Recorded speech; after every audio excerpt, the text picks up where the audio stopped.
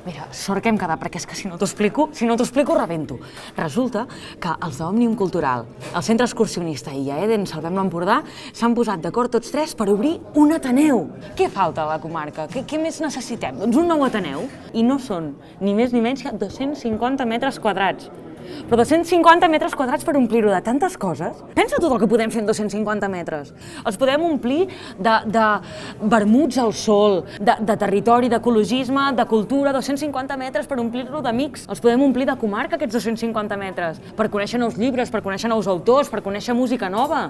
Són 250 metres de cultura empordanesa, catalana i del territori. Però què passa? Que el local que han trobat doncs està una mica deixat. Llavors, ara han de fer obres, l'han d'arreglar, necessitem que la gent posi diners, tant si en posen 10 com si en posen 100, és igual, aniran a picar totes les portes. Hem de fer les obres d'alguna manera, pensa que falta el terra, falta la pintura, falten les portes, falta una barra, perquè també hi haurà un bar. És que, què més volem? Si volem un Ateneu, ho hem de fer ja, És que podríem fer tantes activitats, i pots anar al matí, pots anar a la tarda, pots anar a fer el te, pots anar a sopar, pots anar a passar el cap de setmana.